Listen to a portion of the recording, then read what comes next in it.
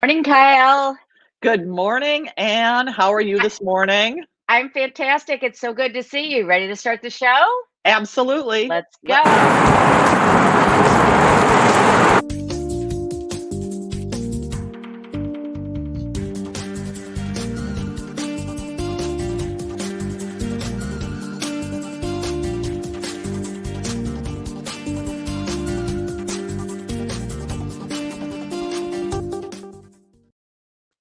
All right. Good morning. Happy Monday. Happy Monday. How are you this Monday morning?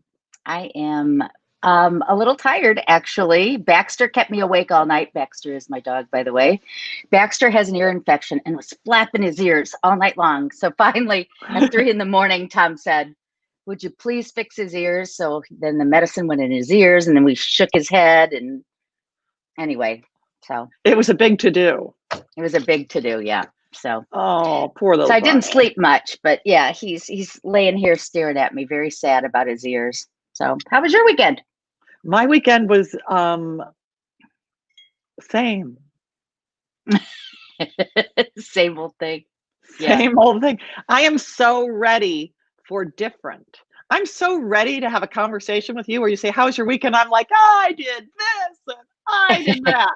We will And the have answer is that someday. not a lot. Not a lot. Yeah. But we're getting through it. Yeah. Exactly right. Exactly right. So, everyone, this is Monday Morning Coffee with Kyle and Ann. I am Ann Rossley, and with me is Kyle Harvey.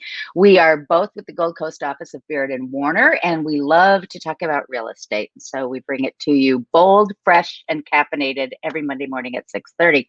If you are watching this not at 6:30, it's because you get to see us live, or you get to see a replay on our Facebook pages and on our YouTube channels. Be sure to subscribe, hit the bell so you get a notification every time we post a new video. This Yeah. week, we're going to do our typical fun stuff, but then we're also going to talk about how to search for properties online.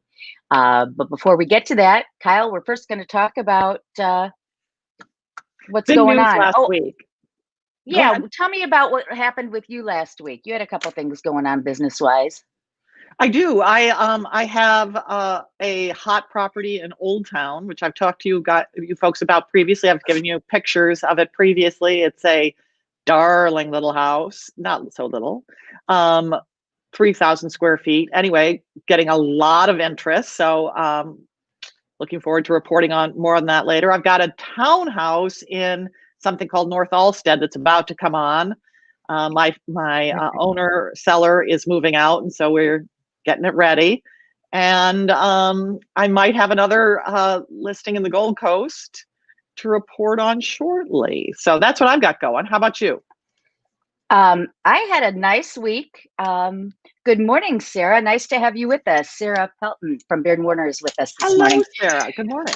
I am going to share my screen and show you this fun property that just closed this week. This is 540 Webster, Unit 506. And this is a 4-bedroom condominium. And look at the Mhm. views out of that living room. That's incredible. I've seen Isn't that that building fun? before, but never something that well done. One of the great things about this is the outdoor space. And I'm flipping through the pictures quickly because I don't want to bore you. Isn't that a pretty kitchen? Pretty. Yeah, the outdoor space here. This is all out, just Oh, probably 1,200 square feet of outdoor space here. And you've got a view east and south, and there's nothing between you and the city skyline. So um, it was the first time I have ever done a transaction where my buyers bought it furnished. So oh, yeah, look at that closet there. even the Yeah. clothes. Amazing. Yeah, they did not do that, but they did get their macrame wall hanger. You always need a macrame wall hanger. But yeah, so that's closed for almost 2,800,000 this week. That looks So beautiful. so that was fun. And then the other thing that I had happened that was kind of fun is, remember the townhouse that we talked about that I listed Mhm. in Lincoln Park? Um, Within a week, we got an offer, but it was, and we're going to have to do an episode on this sometime about the move up buyer. um, we accepted a home sale contingency, which is always dicey, but we worked very closely with the buyer's agent, who is phenomenal. And they got multiple offers on their home over the weekend. So it looks like things are stacking up great for us to be able to sell this property. So, Well, isn't that interesting? Because I got an offer on one of my properties. I won't tell you which one, and it had a home sale contingency, and my sellers were just not comfortable. Yeah. With accepting it at the price level with that kind of contingency. Well, So there are that's times the to do it tricky and times to thing. not do it. Yeah, Right. it needs to be managed. And that's why I say that's a topic for another But we're discussion. staying very close to that end. We're staying very close to that buyer's agent on following their progress of their home marketing and selling. It's not yet on the market, but it will be on the market, I expect, this week. And hopefully we'll be able to put a deal together, but not until they're further along. Okay. Well, that's good. It's sometimes people aren't willing to pursue it unless they have a landing place to, sell Right. their home. So that's good that your people are doing that. Yeah. Good luck. That would be Yeah, I fantastic if that know. worked out. Nice Terrific. people. Yeah. Excellent. Wow. Okay. All right. Well, So you want to talk market? yeah, we got some news. I think it was early last week with the data from September. Finally, all the data from September has been landing, and Dennis Rodkin, who is Crane Chicago Business residential real estate columnist, he's the guy who brings out all the information on cranes on residential real estate. And he had an article, and I guess I can show you guys the article because I now know how to use this share screen thing. Share. Now it's in there. So, and so what's really interesting is home sales jump. Hold on. You're showing your calendar. How am I showing my gosh darn calendar? Okay. Share again. Share the application. Share. Okay. Here we did it again. Here we go. Share screen. There we go. Application. Share. You all wanted to see my calendar, right? Okay. So here we go. Thank you. Home sales jumped most in 8 years. September saw a rise of almost 39% in the metro area. First of all, cute house, row house in Roscoe Village. But that's the Chicago land area. The city, though, did fantastically too. 28.1% jump in September. Now, those are September numbers, and that's the most in September, for September's. Right. They acknowledge, or Dennis and the data acknowledges, that home sales are rising due to low interest rates and this change in lifestyle. And you're going to tell us about the kinds of properties that are fueling this growth in sales. Right. And just one last piece of positive information before we jump there. Right. Chicago real estate growth was higher than the national average. We are usually dead last. Yeah. So, there were reports after reports coming out of the 2008 crash that we did not appreciate as quickly. Our sales were not as big as the coasts or Denver or Florida, but we seem to be finding our stride. We are usually 50 largest metropolitan areas. We are often number 50 in terms of growth and appreciation. So having us be right in there was pretty great. Yeah. So anyway, okay, I'm stopping share. Okay, there we go. Stop screen. There we go. Okay. We're getting good at this. We'll get good at it. We're getting our stuff together here. Okay. So what I wanted to do, he talked about median home prices. And in a way, Kyle, I have to tell you, I am very proud of us because the statistics that we're reporting every week are what he is now saying, So he's corroborating our facts. So, Well, we're able to do it week to week. right, He's right, right, right. collecting information and giving it monthly. Yeah, go ahead. Sure. So this is the live of market prices in our primary market area. And as we have reported before, we were seeing, and this is a monthly number, and that's why it's so up and down and up and down. You know, sometimes they do rolling 3 months, rolling 6 months. This is a monthly number, and that's why it's so up and down. But you can see that, yeah, we in this primary downtown marketplace are seeing really good high sales price. Now, can you see that whole chart there? I can. Yep. Okay, good. Okay, so this is closed sales in the market area. And remember, Dennis had said sales were way up, right? We're not seeing it so much here. In terms of number of sales, pure units, if you will, in the market area, we're not seeing it so much in our market area. So you can see like the highest was in June of 2017 where we had 2,000. That was a good year. It was a very good year. Yeah. In September of 20, we had 1,358. But as you and I always say, there's so, somebody can go, ooh, sales are up, but there are so many things that impact on this. We have for a long time been experiencing not enough inventory. Yeah. And you can't have record sales if you don't have anything to sell, right? Yes. So that has been impacting us to a degree downtown. So as I looked at this, you and I said to ourselves, okay, you said to me, I said to you, could it be price point? Is the reason that, part of this is price point? And so I broke it out. And you can see, all right, so here's September. Where my little dot is right now, that's 500,000 and less. And that Look at that. See, it's lower in that price point. It's lower in every price point. Actually, luxury tends to be more of a static than well, but it's lower than August. But August is a big closing date because that's when the May and June contracts close is August. Right. But so, look at it year to year. If you look at here's September 2020 compared to September 1919. See, it's up. It's up over September 1919. Oh, okay. Yeah, you're right. It isn't up over the peak of the previous year. No, but that's okay. But you know what? That's an anomaly. The very good point that you make there, and that could be because of COVID and the fact that things were depressed for so long.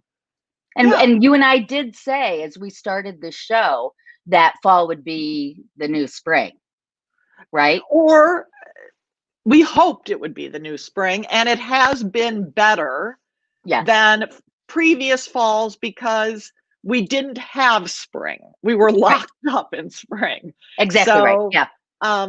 So fall is better because of that, because there is demand to go to buy and sell. Now, going back to that inventory point that you make so well, the reason why Chicago has not had as much inventory, not as many houses for sale, sellers weren't putting their houses on the market, is because they hadn't appreciated in the ways that they had in, let's say, California or Texas. So people weren't going to get money necessarily back. There were still way too many properties underwater, especially at the entry-level market, so that people weren't moving out and moving up. You can't move out and move up if you can't have a down payment, which people usually get from cashing in their equity. Right. And then they move up. So Illinois was hampered by that in the main. Sure. People couldn't move. Yeah. And now they were in 2020 when we started, and we talked about this early on, and we were all ready to move. And January and February, you could really feel it building. It was gangbusters. Yeah. And we got locked down. Right. So the other thing I thought then was, let's not look at it just at price point. Let's look at it at neighborhood and property type. So this is a map of Edgewater, which for those of you who may not be familiar, this is the area bounded by Foster on the south, 5200 north to it's Howard? a minute. Or is it just Loyola? Yeah, it's like Loyola is right. So Isn't Devon, that and Devon? then Yeah. Devon up is Rogers Park. So, Okay. um, and along the lakefront area. So anyway, Edgewater is known for its condominiums. It's one of the densest neighborhoods in the city, but it does have some fabulous single family homes. In fact, the one that I lived in for 20 years was in Edgewater. But look at this chart. There was a 7 month, whoops, there goes my earpiece. Are these all These are single family only.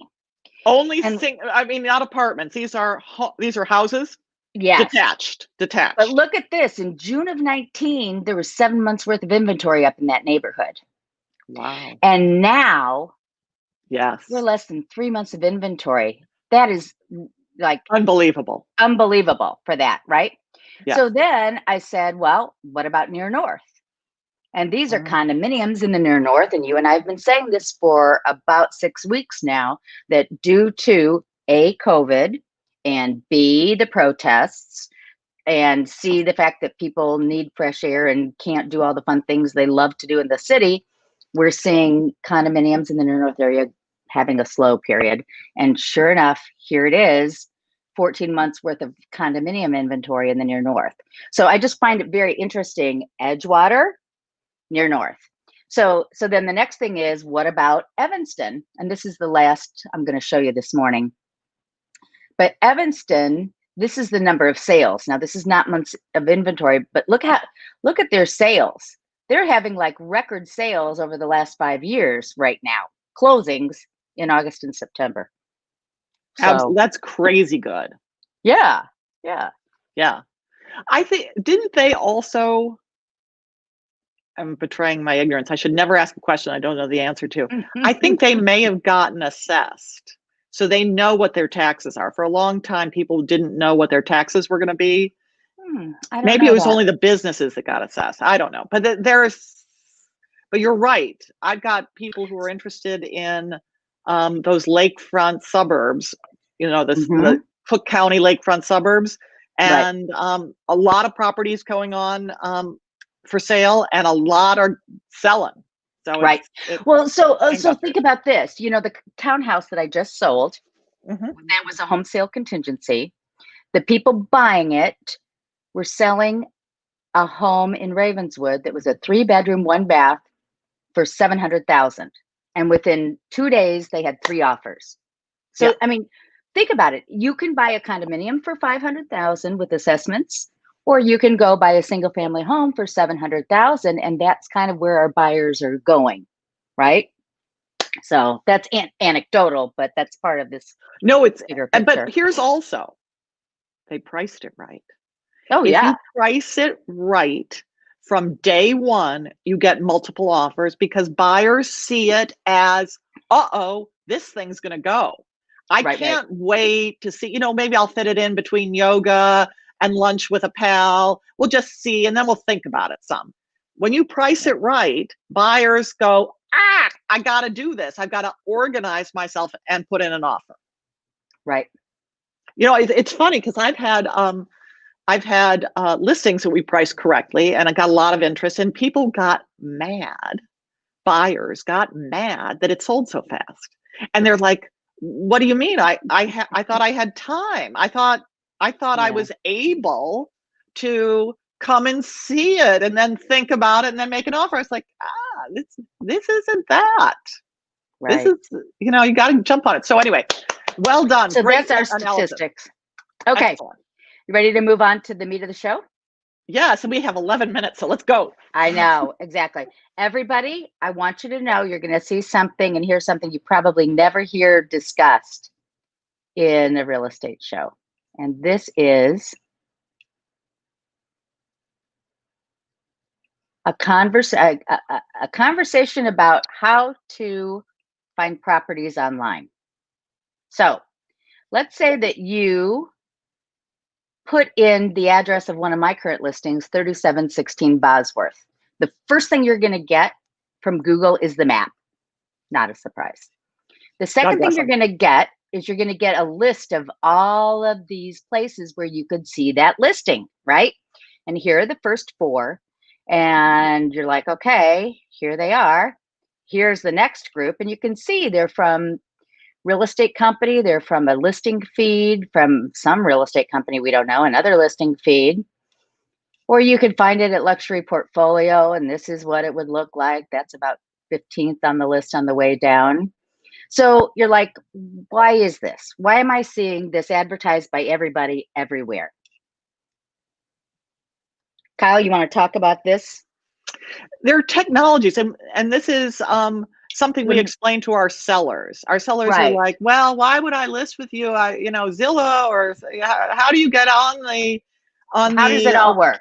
how does Yeah. it all work? When Go ahead.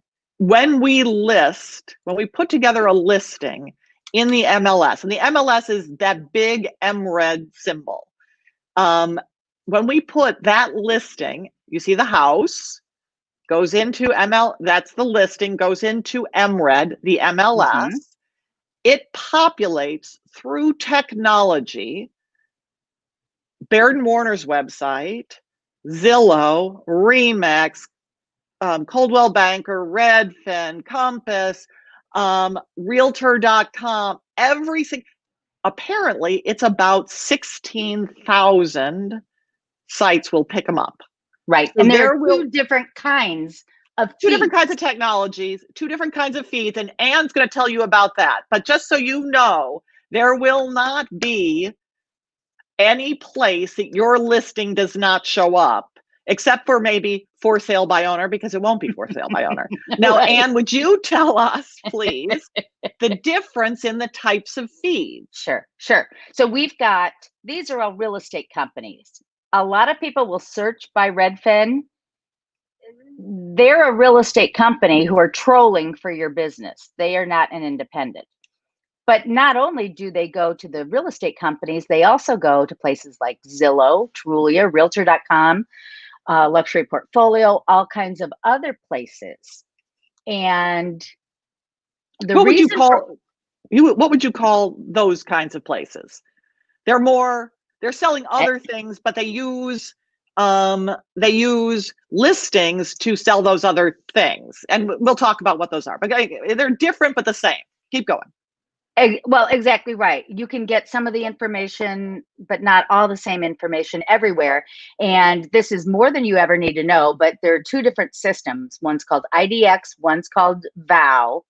And here's the difference between them and what you need to know. IDX is the system whereby my company, Baird & Warner, and Kyle's company, Baird & Warner, we will have on our website listings from other real estate companies. And this IDX system allows us to do that. We put that information out there and we hope our clients use our website, just like XYZ company hopes their clients will use their website. But then you've got places through VOW where the primary purpose of the listing feed is not to troll for buyers. The primary reason for the listing feed is to give you real information, including sales history, who owns the company property, is there a mortgage on the property? I mean, folks, there's not a lot people can't find out about your home, what you bought it for, all kinds of, what the property taxes, they can find all of that online. Sometimes they can find out how much mortgage you have. Yeah, left. Exactly right. So HomeSnap is one of these through the VOW network. And HomeSnap is basically a public MLS system. And this is the one that I like to have my buyers work with because they get all of that information. Now, they have to sign up to get it. Through us. Yeah. Through us. But then they can get the information. And so, for example, this property, Kyle. But fingers crossed. Look at this. It says right on this form, who can see this listing? Agents, clients, not consumers. So you have to sign up with your name and your email in order to get this. So on this feed, here's an example. You can go back and you can see, look at this. That's not that home. It's not that home. This is a condominium, but I want to show you. It was originally for sale for $780,000. Then it was for sale for $890. Okay, and then 768, then 635. It sold for 370 in foreclosure. I just happen to know this property. And now it's for sale for 429. But isn't that an interesting thing? That's through HomeSnap. So wow, this that's a is lot of data. that's a lot of good data. This is the screenshot from a real estate company who a lot of people use. And I don't want to use the word trick, but I've had clients who've been tricked.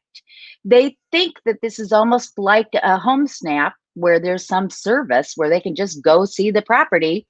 So they click on it and then they realize, oh, shoot, I'm working with Ann or I'm working with Kyle. I can't go see this. It's a beautiful website for getting people in, but it doesn't. All it does is trick people into working with somebody that they don't know. Right. So that gets into the whole conversation about agency. So let's talk about that, Kyle. Yes. So buyer's agents are people who represent buyers. And a lot of people think, well, I don't really need a buyer's agent. And the answer is, oh my God, yes, you do. As a seller's agent, I want the buyer to come with an agent. Because one, I will be confident that the buyer knows what's happening, that they understand the deal, that I will believe that the deal will go through because they have an agent, because they are doing all the things that show themselves to be serious, and that they will have somebody helping them with the hurdles. And there are hurdles to get over to buy a property. It's not like buying a coat. It is Right. It is a big piece of property. So one, I want as a seller's agent, I want the buyer to come with an agent. That agent will represent them. That agent will make sure that all the things that they need to know are known. They will get everything organized for them. Now, in Illinois, we are also able to be dual agents.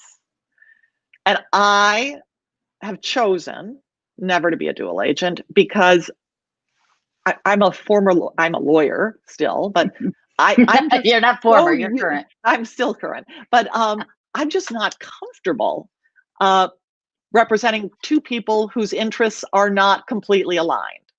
Well, not only that, Yeah. okay, picture it this way, everybody. I don't know how to do it. Yeah. There is no way to do it. And I agree with you. I don't do dual agency either. There are some people that do, but I will not. Because here's a perfect scenario. My listing, I've worked with the seller for 2 months preparing the property to go on the market. This is an intensely and emotional time. We've talked about what's important to them in their home and their priorities, what price they want to get out of it. Somebody walks into an open house and I'm going to be able to represent them the same as the seller that I've been working with for 2 months. Not a chance. Not a chance. So in a case like that, I will not do dual agency.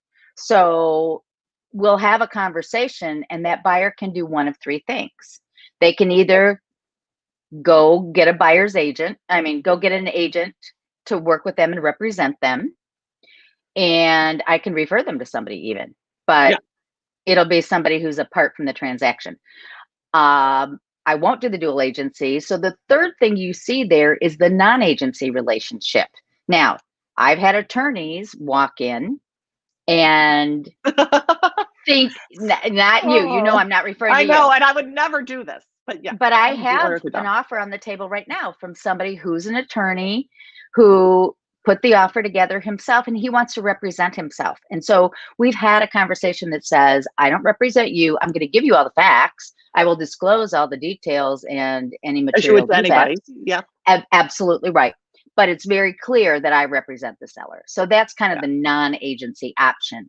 So bottom line, the goal here is search online, go to open houses online, but be aware that when you click on a property, let's talk about this. Let's talk about Zillow. How does Zillow make money?